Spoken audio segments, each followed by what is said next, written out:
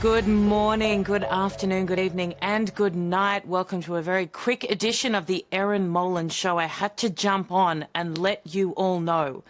Turning Point USA has finally snapped back. At who, you might ask? No, you wouldn't be, because you will know exactly who I'm referring to. Candace Owens. For nearly 3 months, they have allowed her claims to go unaddressed, and I get why. Why lower yourself to such rubbish? But finally, even for them, too much. They've hit back. They've denied everything. They've talked about the hurt it has caused to everyone around Charlie. And they have set the challenge, thrown the ball back into her court, as she likes to say. Come on and address every single claim. Will she? I suspect not. Because how can she? But we will watch with interest. Finally, they have shut her down. Have a look. For the past 2.5 months, there is a topic that has flooded our Freedom inbox. It has been nonstop on social media, but which we have almost totally avoided on this show. You probably already know what I'm talking about, which shows just how ubiquitous it has been. Ever since Charlie's murder, Candace Owens has leveled a flood of allegations against people at Turning Point USA, people at Turning Point Action, and people who work for this show. She's made them against some of Charlie's closest friends and against some of his most dedicated employees. She has suggested that Michael McCoy, Charlie's chief of staff, knew Charlie would be murdered, was happy that he died, and stayed silent because he was told he would be the next Charlie. She has suggested Michael is not his real name. It is. I have seen his birth certificate myself. She has called it suspicious that Mikey's wife, who works at Turning Point, helped plan the campus tour event where Charlie was murdered, which she didn't, by the way. She doesn't work on campus events. Candace has suggested the Utah Valley University event was unusual and its details suggested a, quote, inside job. She has claimed that foreign aircraft have followed Erica Kirk around the country and that Turning Point has lied about this happening. She has accused us of lying about Charlie wanting Erica to take over for him if he died. She has suggested Charlie's security team intentionally denied him first aid after the shooting to ensure that he died. She has raised suspicions about the head of our technical team because he took an SD card out of a camera. She has spread absurd claims that Tyler Boyer, who we just had on the show, sexually abuses male interns.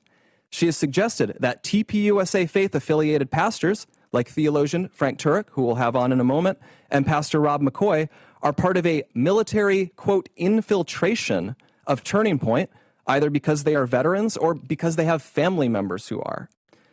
Even if not everyone has been named specifically, though, Candace has effectively tarred everyone here with complicity in Charlie's death by repeatedly saying he was, quote, betrayed by, quote, everyone. She has said Charlie's murder, quote, had to be approved by Charlie's friends, and then suggested those friends might have her murdered too for, quote, knowing the truth. She has made claims of financial impropriety and fraud at Turning Point, adding up into the millions of dollars, which, again, is not true. Charlie made sure the organization was audited by a third party every year. He personally reviewed and he signed off on every expense report, and literally every single bill paid by the organization down to a single United States dollar. We have never missed a 990 deadline. Candace has made other stranger allegations involving French paratroopers in maroon shirts, Egyptian Air Force planes flying out of Provo, Utah, and potential underground assassins traveling through unseen tunnels. At one point in early November, she started wildly throwing suspicion on members of Utah Valley's soccer team for wearing hoodies. I could go on. There is always something new coming up, and none of it ever pans out because, from the start, there has been nothing there. The attacks and allegations from Candace are either lies or they are innuendos thrown around with a total, reckless disregard for the truth so that Candace can manipulate and string along an audience of people who don't realize they are being played.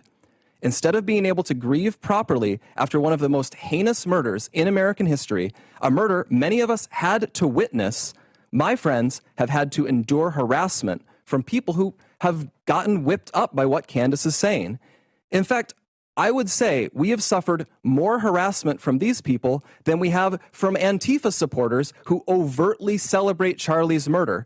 And just like a lot of those Antifa members, many of these people take this delight in how gross and unpleasant they can be. What our friends have had to endure is not funny, and it's not insignificant. It is evil. I have seen it.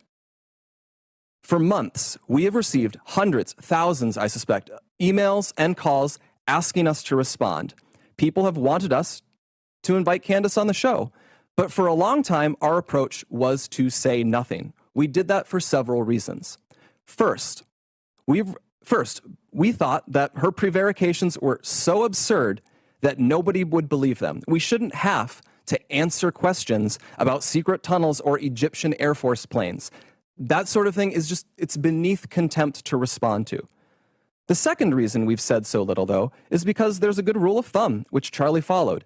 Do not feed the trolls. Focus on the mission. Reviving America, uplifting young people, making heaven crowded. Don't give air to people who want to tear you down and sow discord. Lastly, we didn't respond because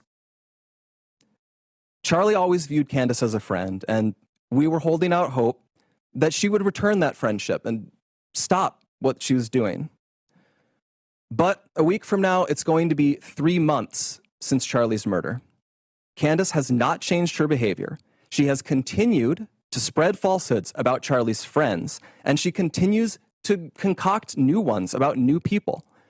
She's using these falsehoods to enrich herself while dividing the conservative movement at an absolutely critical time for this country. And far too often, we here have heard from ordinary people, people who loved Charlie and who Charlie loved so much in return. These people have expressed the worry that we are staying silent out of cowardice or as some sort of tacit admission that some of the attacks are true. Neither is the case. Our silence has never been, and it will never be, equal to complacency or approval. Still, we decided Charlie would not allow this to go on. Charlie was not a coward. Charlie was a fighter. Charlie would not allow someone to spread lies about the people closest to him with impunity. And he would feel ashamed if other people were stepping up to defend his friends while he never did so himself.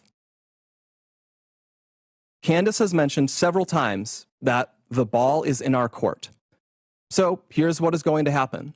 In the near future, there will be a live stream here in Phoenix where we address in a clear and comprehensive way the claims and accusations, the false accusations that have been made against Charlie's family, friends, and the people here at Turning Point. We plan to walk through everything carefully and thoroughly.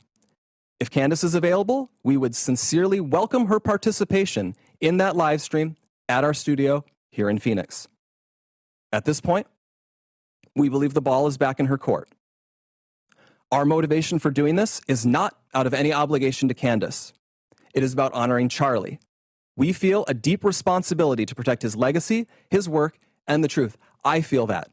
I owe Charlie everything in my life. I feel it immensely. And that is why we feel compelled to speak clearly and openly now. We'll have more on this in the near future.